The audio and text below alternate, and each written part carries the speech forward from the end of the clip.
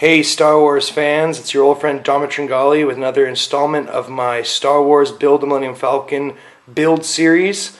This is a model kit by D. Agostini where we will be constructing a one-for-one replica of the model used in the filming of Star Wars Episode 5, The Empire Strikes Back. As you know, every issue of the magazine comes with some articles about the Star Wars universe, as well as a number of pieces that come together to form the model itself. Every issue past the first was €10.99. First issue comes at an introductory price of €3.50. I got 2 issues free because of a deal I had with my news agent. And I just recently purchased another bottle of super glue. So all said and done, my total investment in this project so far comes to a whopping €632.43. My God. So this is issue number 60. We're going to try to get all the stuff from this issue done, as well as a number of things that I've been putting off. So hopefully we will have a more complete model today than we started with. Alright, great. So let's jump right into this issue and see what we find. So the first article is this Starship fact file. This is the military escort Arquitens class light cruiser, part of the Republic Army Armada, I guess. And it's a small crew escort vessel. It has a crew of only 7 with 15 passengers, 4 quad lasers, 4 turbo laser batteries, 4 missile launchers, a paltry Class 2 hyperdrive with a 7.0 backup. Ultimately, it's what you'd expect from an escort. You know, it's just there to provide some additional firepower to a capital ship. These, of course, were introduced. I don't know if they make any appearances in the films themselves, but I know they made a number of appearances in the Clone Wars series. So there's that. Not a lot going on here, other than talking about its small crew, consisting of 2 pilots, 2 gunners, 2 communications, scanning officers, and the captain. The hull bay led to the bridge and the commanding tower, which wasn't much larger than the other quarters in the vessel. Scanners and computer consoles could be found on each side of the door, and stairs led to the pilot and gun stations. Here we have an image of Admiral Coburn, famous during the operation at Cadavo, where his light cruiser Hand of Justice was the key to the rescue of a number of Torgruto colonists. Yeah, so not a lot going on there. So this article, kind of lackluster.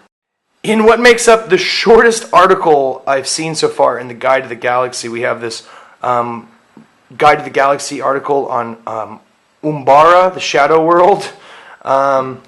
God, look, I mean, you could see how much text there actually is to it.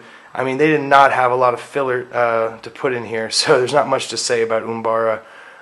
It's very close to the Kashyyyk homeworld of the Wookiees. That's pretty much the biggest bit of note to it. Not a lot to it. I guess this chick was one of the people from Umbara. Sly Moore, famous female Umbarian. That was the left hand of Senator Palpatine when he took over the Galactic Senate. I'm really surprised that they had more. Obviously, they had more in this article, but they took this page and they filled it up versus leaving the other one kind of bare. This guy, I actually really love this guy. This is the Basilisk Jedi, Pong Krell, who was a Jedi general during the Clone Wars, and then later he became some sort of like Sith turned Dark Jedi. I always thought this race would make a really cool Jedi, and I was not wrong. Obviously, with having 4 arms, they're able to fight with up to 4 lightsabers. He used 2 double lightsabers, kind of like Darth Maul times 2. So that was always cool. This last article was about docking rings, which is all about docking with the Falcon. Obviously the Falcon has 2 docking rings. One which has the ramp for your more terrestrial dockings, and the other one for more your space station docking rings. Here's a close-up of the model itself, so you can kind of see what the docking ring looks like.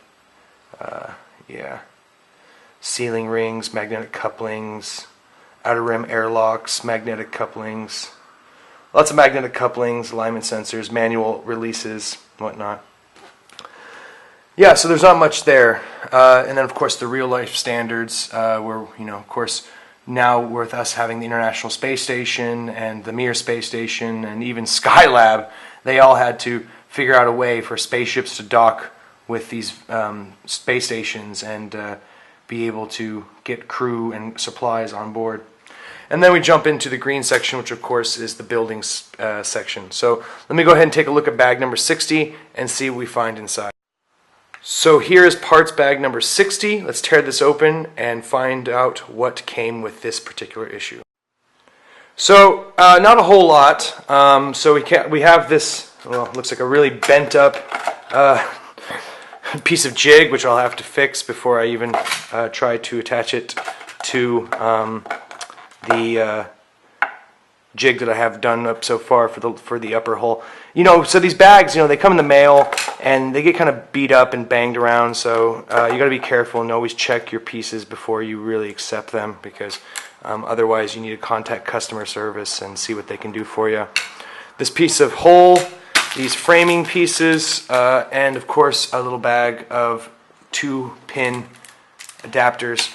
So let's go ahead and look at the green section and see what steps issue 60 has for us today. So I took the liberty of going ahead and taking the first step, which is attaching the jig assembly to the jig that I've already assembled so far. Looks like I have 6 of the 8 jig pieces in place, so I only have 2 more jig pieces to come, and then I'll have a full ring formed up. So that's that. This is what I have so far. The first step after putting that jig together is to attach a 2-pin adapter right here, and then I'm going to go ahead and attach this whole piece, this framing piece from the previous issue, onto this frame. So let's go ahead and do that and show you what it looks like once that's in place. So upper framing piece number 24 is in place, as you can see. The next step here is going to be attaching these 2-pin adapters here and here, and then attaching framing piece number 29 right here. So let's go ahead and do that, and I'll show you what it looks like once I have that piece in place. So upper framing piece number 28 is now in place. The next step is to put a 2-pin adapter here, and then attach top framing piece number 30 right here. And then the framing assembly for today will be finished, so I can go ahead to actually putting on some of this plating and see what else we can do with the pieces that I actually still have in my possession. Great. So now the top framing is complete for today, the construction at least, and so I have this framing piece number 30 in place. It's only attached in one spot, so it's kind of loose. I don't like that. Hopefully I'll be getting issue 61 soon with some more pieces to kind of close up this area and make it a little bit more safer, sturdier overall. So I have these exterior hull plating pieces. I'm going to go ahead and take a look at these and figure out how I can affix these to the actual structure, and yeah, kind of give this thing a little bit more of a look to it. So let me go ahead and do that now and see what it will look like when I'm all finished. So I took those 4 pieces of outer hull plating, these 4 pieces right here, and I fixed them now to the frame. So if you pick up the frame, you can see it's all pretty. So now, from last issue, there was some plant-on details that I was supposed to put on this piece right here. So I'm going to go ahead and flip it over now and see if I in fact can put those on now, or if I've just really screwed the pooch by putting this on beforehand. Alright, great, let's try that now. So as you can see, I was able to get this flipped over. It's looking actually really gorgeous. I haven't seen it from this side in a while. Here's the area that we'll be working on today. Here are my 2 sprues of plant-on details. This is from issue 58, so I'm actually going back a little bit and doing these now. So I could have done these earlier, but You know, it is what it is.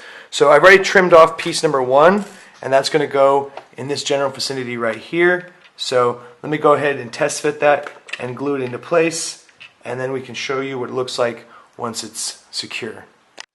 Alright, so after piece number 1's been glued into place, let the glue dry, but it's now where it needs to be.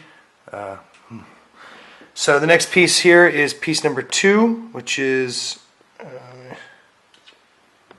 right here. We'll trim this off and place it in this area right here. So great, let's do that now and show you what it looks like. So part 2 is now in place as well as part 1. Next we have this area right here, this little hole.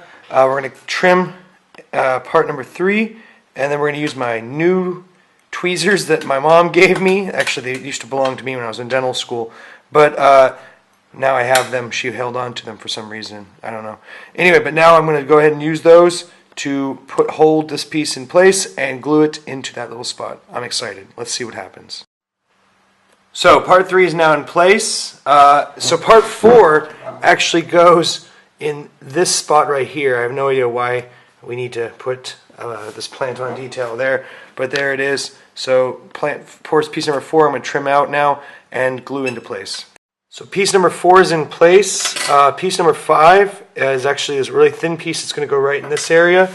Here it is right here. You can see the instructions even tell you be very careful when trimming this out because of how thin it is. So let me see if I'm a skillful a modeler to actually remove it in one piece and glue it where it needs to be. Great, let's do it. So piece number 5 is in place. Next, piece number 6, making a shadow. Piece number 6 goes right there. So let me go ahead and trim piece number 6 off and glue it into place. Great. Alright, so piece number 7 is now in place. And now piece number 8, which is that bad boy right here, is going to go into this spot, which is glaringly obvious. Okay, so let me cut that out, trim it up, and glue it into place. So that's piece number 7. Sorry, yeah, piece number 7. Last thing, stupidly enough, is over here, piece number 8. I'm going to glue right in this area right here. It's on the sprue. It looks like that, obviously. So then we'll be done with these 2 sprues, and I can throw them away. So great, let me go ahead and trim that off and put it into place. So now this piece is stupidly glued into place. Obviously, I think this is where the antenna will be put, the radar dish will be put later on. I'm fairly certain that's the only thing that makes sense to me. So here we have the docking ring area all glued together. So that completes all the things I was supposed to do back in issue 58. Now I'm actually going to go back all the way to issue 56 and see what kind of plant-on details I can glue on before I actually go about the painting process for the lower hull plating.